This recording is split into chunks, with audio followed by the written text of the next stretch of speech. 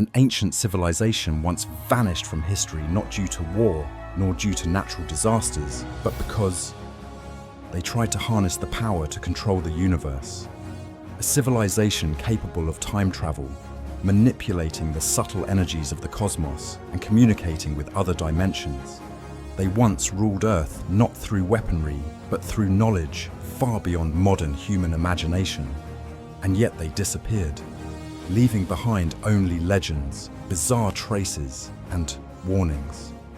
Was Atlantis merely a fabricated myth? Or behind the story of a continent swallowed by the sea lies a terrifying reality? A place where intellect, pride, and the thirst to control everything led an empire to extinction. In this episode, we won't merely listen to a tale.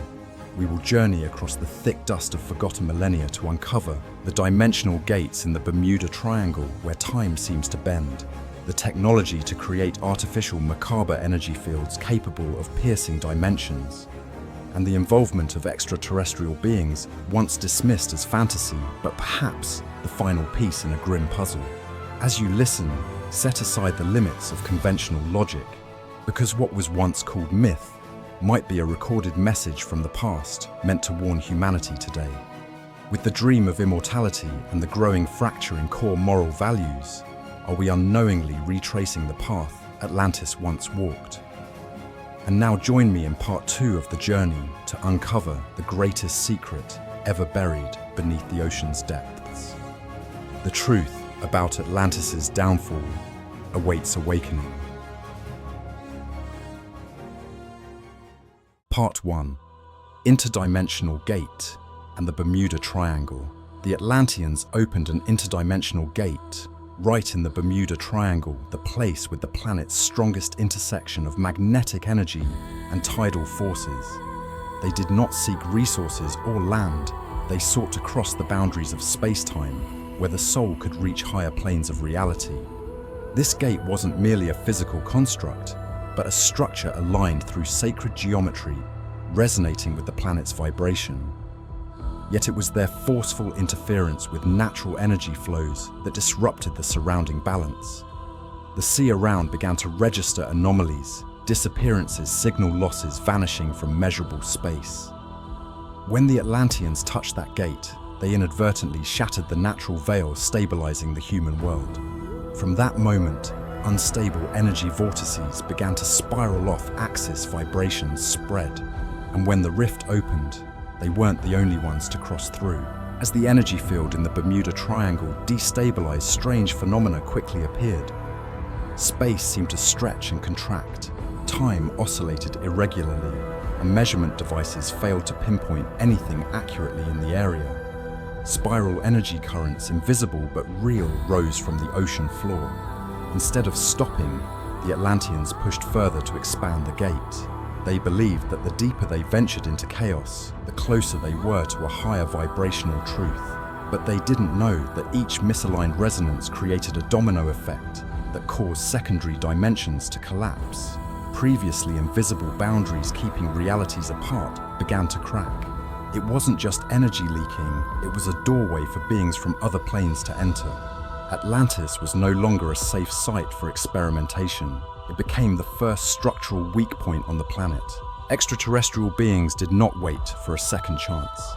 When the veil between vibrational layers was torn, they immediately sensed the disruption and approached using means humanity couldn't imagine. They didn't invade with weapons or warships, but infiltrated through consciousness and brainwave frequencies. Some Atlanteans, especially those researching gate technology, began hearing voices, receiving guidance, and dreaming visions from other worlds. Draconians and Martians who had survived their own planetary disasters saw Atlantis as a chance to revive their influence. They offered knowledge exchange technologies in return for sway over power centers. Thus, subtle intervention began. No need for coercion, only temptation. An invisible alliance formed within what was thought to be an omnipotent civilization. And as those vibrations embedded deeper, the first polarizations in Atlantean society emerged. Atlantean living spaces were built on the principle of perfect resonance. Housing structures were circular or octagonal, allowing energy to flow uninterrupted. Every room and corridor was designed to match the energy lines passing through the body. Living there wasn't just rest, it was a restoration of life force with every breath. No wall existed merely for shelter.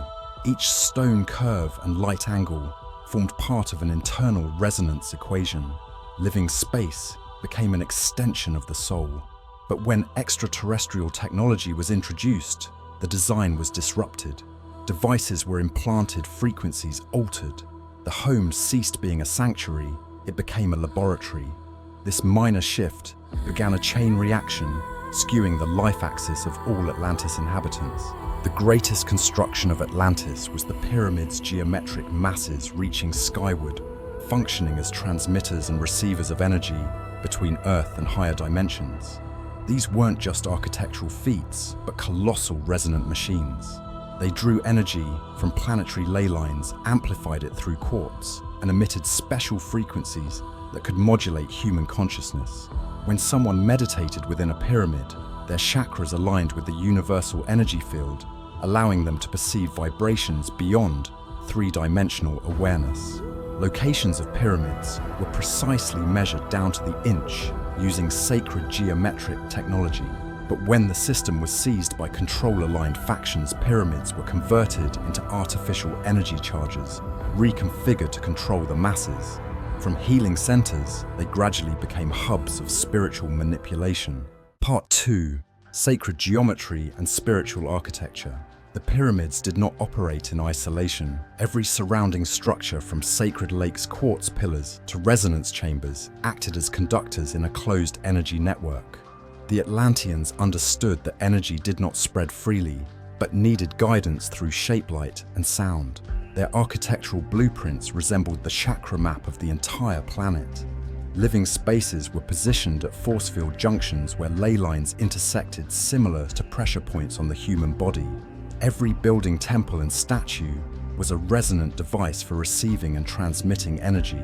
When all were in harmony, the city became a colossal living organism, a kind of object macabre, with which Atlanteans interacted just like a soul interacts with a body. But the interference of extraterrestrial entities and manipulation of vibrational frequencies distorted this resonant structure. A subtle imbalance silently fractured the sacred harmony. The Ankh symbol, the human-shaped key, was central in all Atlantean energy activation rituals. Forged from conductive minerals, the Ankh was not merely a sacred object, but a high-level resonant tool.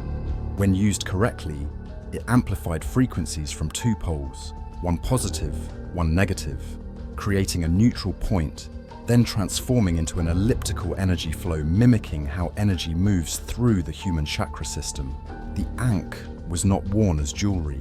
It was held with both hands, activated by breath sound and willpower. When a user achieved full synchronization between heart and consciousness, the Ankh became a true key, opening the connection between the self and higher vibrational planes. But like all powerful energy tools, if it fell into the wrong hands, the Ankh would backfire, distorting energy flows and disrupting consciousness. And at one point, this truly occurred. Energy fields were born from the combination of geometry, vibration, and will. The Atlanteans did not use metal or electricity as we understand today. They used shapes, sound, and light. In such spaces, the human body was not merely biological, but became an instrument that could be played through intention. When seated in the correct resonant position, energy from the planet would rise from the base of the spine, ascend via the chakras, spiraling and glowing. This state was known as life force transmission, where the meditator felt themselves expanding beyond their physical form. But this could only occur if all resonant factors were correctly aligned. If sound was offbeat, light angled wrong, or geometry distorted, the flow would destabilize. In later times, as Belial-aligned factions began interfering with resonant designs, minor deviations accumulated, preventing ritual participants from connecting. Their bodies remained seated, but their souls lost direction. The color of robes in Atlantean society was not about fashion, but reflected one's level of spiritual vibration. New initiates wore pale green robes, symbolizing healing beginnings and heart alignment. As they advanced in awareness, they donned blue, representing conscious communication and clairvoyance. Those who achieved unity with the planetary energy field wore white, no longer individuals, but pure vibration. The oldest hereditary group, the sages holding memory of the prior cycle, wore deep indigo. Robes were not mere cloth. They were woven from energy-conductive threads, capable of reflecting force fields and synchronizing with their environment. Those in white could calm spaces with mere presence, but as society decayed, robes began to be replicated, power simulated, and when imitation was exalted as truth, false vibration became a faith. Besides robes, the Atlanteans also wore forehead bands, energy-conductive devices made from silver or orichalcum, depending on function. Mental healers use silver bands resonating with the forehead and pineal gland, transmitting signals between two consciousnesses. Physical healers wore orichalcum, a legendary metal glowing like fire said to come from comets or deep within the earth. When placed on a patient's forehead, these bands not only transmitted energy, but recalibrated the body's resonant rhythm. They functioned like brainwave circuits, sending signals from healer to patient, while amplifying meditative states for self-healing. In a society where every vibration mattered, a misaligned forehead band could cause cognitive disturbances. But when tools were used for status or manipulation instead of healing, they opened gateways for alien influence to infiltrate the weakened layers of the mind. Part 3. Caste system, garments and spiritual medicine. Orichalcum was regarded as the most sacred metal of Atlantis. It not only shimmered like fire, but emitted a unique magnetic field when placed near resonant structures. In the hands of the worthy, it became a tool for healing, expanding consciousness, and establishing interdimensional communication. But when touched by someone with discordant vibration, it would dim or burn hot as a protective response. Atlanteans did not use orichalcum for jewelry or weaponry. They integrated it into resonant devices like energy pillars, forehead bands, and mind coordination rings. Each piece of metal was encoded with unique geometric patterns tailored to specific individuals. That compatibility could not be faked, but later, controlling factions began mass-producing counterfeit orichalcum using alloys and force frequencies, disrupting the entire healing system and soul connection network. Healers in Atlantis did not work in hospitals, but in stone resonance chambers, where sound and light were precisely calibrated to affect each layer of consciousness. They didn't treat symptoms, they recalibrated the body's entire energy field, helping chakras spin in rhythm and reconnecting severed energy lines. A patient would lie inside a quartz ring surrounded by encoded geometric shapes based on their true name and vibrational birth date. The healer would direct sound from resonant instruments like plasma bells, lithophones, and rhythmically precise chants. When everything synchronized, the body would enter a natural healing state. No drugs, no surgery. For severe cases, the healer would use light from energy towers to shine into blocked chakras and reactivate the life flow. Every process depended on vibration, belief, and harmony. When greed and power interfered, those processes were shortened, simulated, and the result was a complete system disconnect. Atlantis' caste system was not originally based on wealth or bloodline, but on the degree of energy alignment. Those with high vibration, purified consciousness, and deep resonance ability were known as frequency raisers. They had the authority to coordinate meditation zones, operate resonance devices, and lead rituals. But as sacred values were distorted, society began to crumble. Individuals capable of mimicking vibration using devices to generate fake frequencies climbed to key positions. They spoke the right words, but their energy field was far from the light. Forehead bands and robes were industrially replicated. Even those who had never meditated wore white robes. Genuine healers were gradually removed from the system for refusing to conform. The controllers knew this to dominate a resonant civilization. One doesn't need to change laws, only to alter the collective frequency. And this was done by lowering the vibrational standard through simulation devices. Once the society's collective frequency was distorted, the resonance chambers no longer functioned correctly. Those who entered felt dizzy, mentally disoriented, even temporarily lost. This phenomenon was called resonance reversal, when the frequency emitted by devices clashed with the user's core frequency. Meditation schools, once sanctuaries of awakening, became power training grounds where psychological control hid under the guise of consciousness elevation. Ancient rituals were commercialized sacred sounds used to amplify ego instead of dissolving it. The Atlanteans began falling into a state known as consciousness split, where the mind no longer synchronized with the soul. They still lived, still worked, but could no longer feel natural vibration. And from that point, ancient energy connections which had protected Atlantis for millennia began to shut down. An invisible darkness began to envelop the entire continent. Part 4. Cosmic Forces and the Collapse. The decline of Atlantis didn't happen overnight. It accumulated across many generations. The final collapse was the third and the last. It began when the continent's entire resonance structure fell out of phase. The resonance that once kept Atlantis floating and stable upon the tectonic crust was broken. Fault lines emerged across the continent's edges. Seabeds rose, while mountain ranges collapsed. Though the Atlanteans were skilled in predicting natural disasters, they couldn't react to an event on a structural planetary scale. Unrelenting earthquakes, tsunamis, sweeping from the center to the shores, and magma eruptions from overloaded energy pillars, all were inevitable consequences of a civilization that had chosen to detune from resonance. Warnings from the sages went unheard, and when the earth shook for the last time, the soul of Atlantis began to depart from the land. The Basha Comet event was the final blow to Atlantis. In the 2 decades preceding the extinction point, a strange celestial body with an Earth-crossing orbit appeared twice yearly. Small fragments had previously landed in North America and the Atlantic, causing minor but overlooked damage. But in the final cycle, a large fragment pierced the atmosphere and fell into the sea near Atlantis, triggering a massive tsunami and collapsing tectonic plates beneath the continent. Many believed it to be random, but the sages saw it as the outcome of prolonged resonant imbalance. A civilization out of alignment with conscious truth draws reactive phenomena from the universe, like a weakened immune system inviting a virus. The comet was merely the final physical manifestation of built-up negative energy. It arrived as a mirror reflecting the instability Atlantis had sown in the planet's energy web for centuries. Atlantis society split between 2 ideological groups, the followers of the law of one children of the light, and those who turned from it, children of the dark.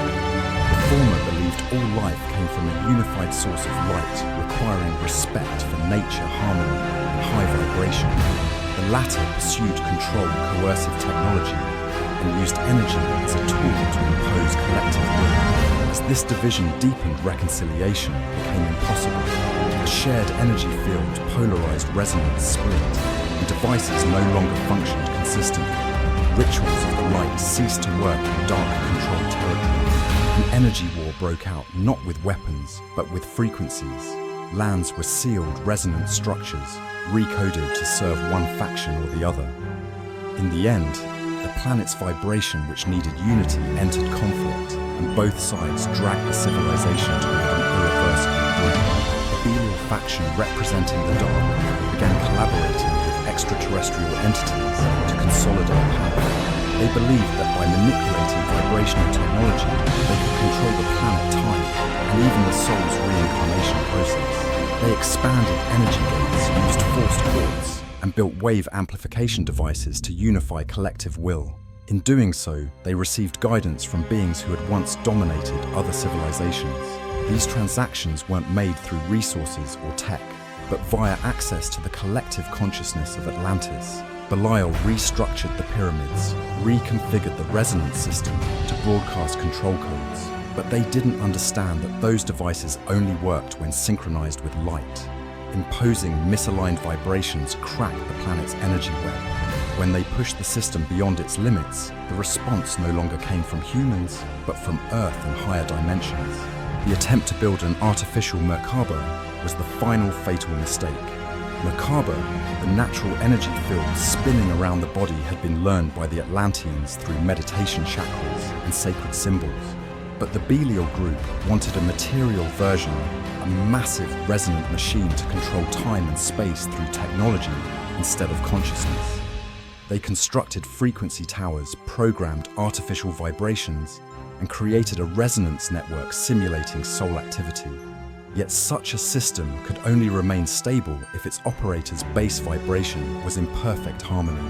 Artificial Merkaba, when run by misaligned minds, created a dimensional folding effect where space-time layers overlapped, twisted, and then collapsed.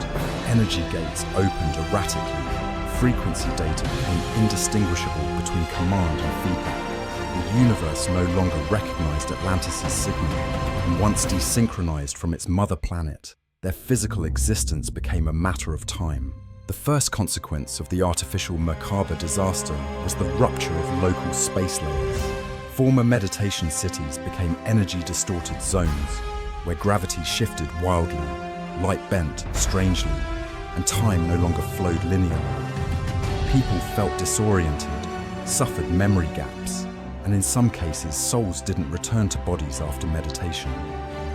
Several energy gates were opened at incorrect frequencies, allowing beings from other dimensions to wander into the physical realm, spreading chaos within resonance centers. In some areas, reality tears were recorded, where space cracked like glass irreparably. Pyramids emitted strange frequencies, quartz crystals shattered, and entire regions simply vanished from maps. No one could control the system anymore. From a civilization that once orchestrated energy, Atlantis became a hole in the global vibrational network, and such instability could not persist without grave consequences. The societal expression of vibrational collapse was a total breakdown in morality perception and collective behavior.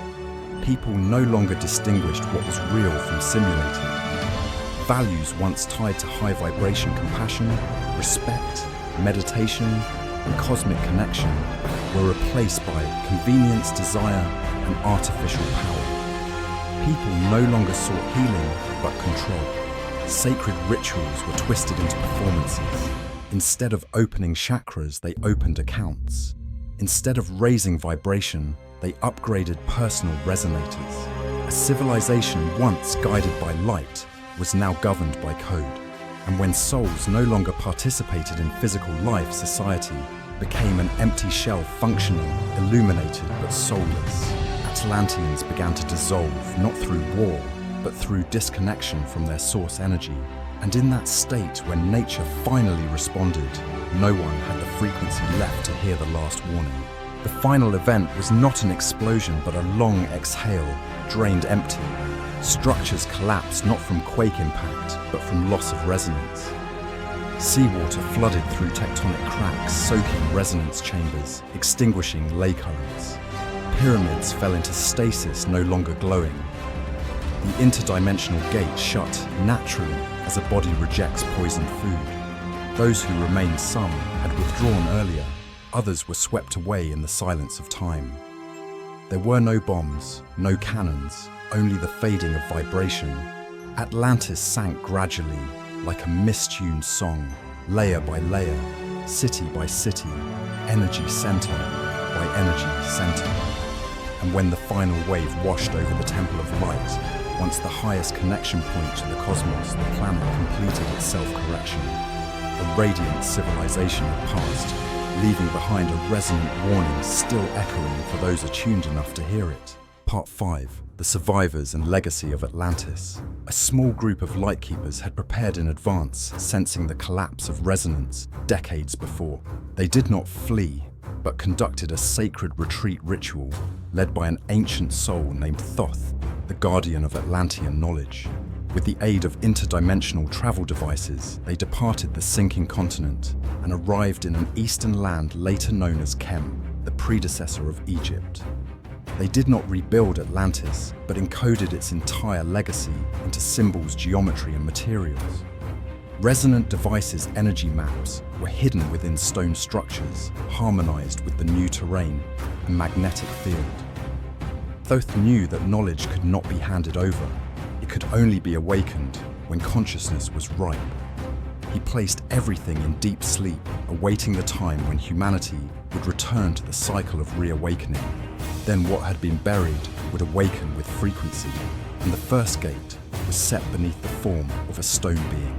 The Sphinx was the key, hidden between symbol and geography. Thoth designed it not just as a stone monument, but as a resonant code. The human head represented awakened consciousness, the lion's body symbolized tamed instinct, and the entire structure formed a map leading to the encoded chamber beneath. More than a symbol, the Sphinx is a guardian device, a mechanism activated by inner resonance. Only when humanity's consciousness reaches the required frequency can the gate beneath the statue open, not by weapons or technology, but by the synchronization of heart and planetary vibration. That chamber holds no material treasure, but tools, energy codes, and knowledge necessary if the Atlantis cycle returns. Thoth did not place his trust in the promises of posterity. He trusted the law of resonance, that souls worthy would be guided at the right time, and all others would never even realize something lies beneath. Alongside the Sphinx, the pyramids in Kem were built as energy markers, not tombs, but field coordinators. Each stone was placed with a precision impossible by crude mechanical tools. Their axis aligned with fixed constellations, especially Orion and Sirius, two star systems linked with planetary memory. Within the pyramids lie resonance chambers, transmission corridors, and gateways between physical and energetic planes. Those who enter without enough synchronization feel pressure disorientation. But those with matching frequency hear the resonant hum of stone, guiding them to the deepest chambers where waveform knowledge is stored. There are no paper texts. Everything is encoded as oscillations embedded in living stone structures. The Assyrian group continued transmitting that knowledge through rituals, symbols, and stellar cycles, not by words, but through energy. Part of that legacy was the emerald tablets encoded by Thoth himself and safeguarded in secure stone chambers. These were not tablets written in words, but energy conduits engraved with resonant symbols transmitting knowledge through intuition. To those who read with logic, the forms appear chaotic. To those who feel with the soul, they reveal multi-dimensional maps, guiding the return to source. They record the universe's structure, the laws of light, soul mechanisms, and methods to recalibrate resonance when the planet falls out of balance. But not all are allowed access. The tablets self-lock to consciousness not yet synchronized. They are not guarded by men, but by frequency. And when humanity's new cycle begins, if the vibration is high enough, those tablets will awaken once more, offering their final reminder. Not as instruction, but as a question. Are you ready not to repeat the old mistake? Those who survived the Atlantis catastrophe did not try to rebuild the old empire. They traveled in small groups, planting seeds of knowledge across many lands: South America, Tibet, Egypt, Anatolia, and ancient India. In each place, they left fragments of wisdom symbols and resonant codes, so if one region perished, another could still revive. They called themselves the Keepers, not holders of power, only of light. Through many generations, they slowly faded into a legend, remembered as sorcerers, sages, or simply strange people out of time. Some among them knew the cycle would repeat, and humanity would again reach a tipping point where vibration would either rise or fall once more. They could not stop it, but they could leave a map. And that map was not made of paper or stone, but of vibration embedded in symbols, myths, sounds, and subterranean structures beneath civilizations. The question isn't whether they exist, but whether you still resonate enough to unlock them. Part 6 says warnings for the present and cyclical return. What happened to Atlantis is not merely a story of the past. It is an energetic blueprint, a cycle that can repeat. Today, humanity is entering a similar stage, dependent on technology, out of balance with nature, and building a civilization based on vibration control through machines. Cities glow, but the human mind is dim. We speak of global connection, yet grow distant from our inner connection. Instead of resonating with nature, we modify the climate artificially. It is no different from what the Atlanteans once attempted and failed. The cycle is tightening, Earth is trembling, natural disasters are increasing, magnetic anomalies are spreading, and the phenomenon of spiritual disconnection is becoming more common. Just as Atlantis once received warnings from comets, today's humanity is also receiving signals from the cosmos.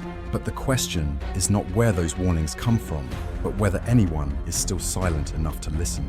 No one can prevent a civilization from falling if it refuses to relearn the old lessons.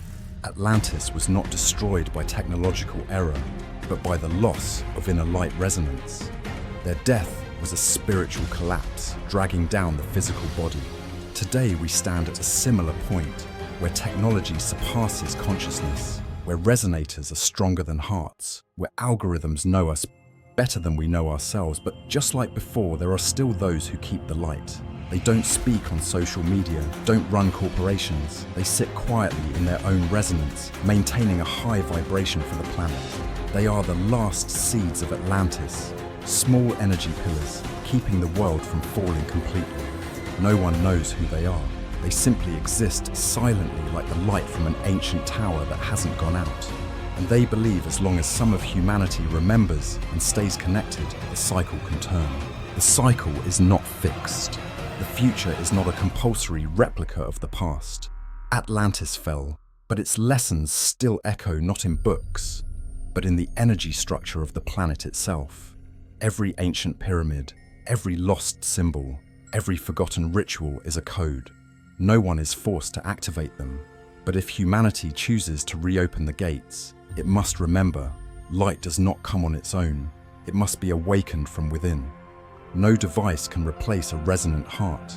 No algorithm can solve the equation of the soul. And if we again choose wrongly, if the collective vibration once more goes off course, the cycle will continue. Not with fury, but with the silence of what once lived and now is no more.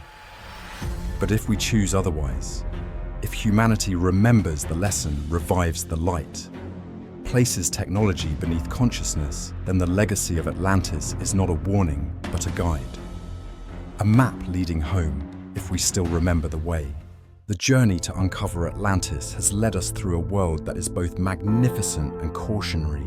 Atlantis, a symbol of a transcendent civilization with advanced technology knowledge and spirituality, was not merely a legend, but a mirror reflecting the future of humankind. We have witnessed a society once in harmony with the universe, one that knew how to connect with cosmic energy through sacred geometry, quartz crystals, and symbols like the Ankh. They once operated interdimensional gates, communicated with other planes of existence, and even with extraterrestrial civilizations. But it was precisely at that peak of glory that Atlantis spiraled into ambition and control.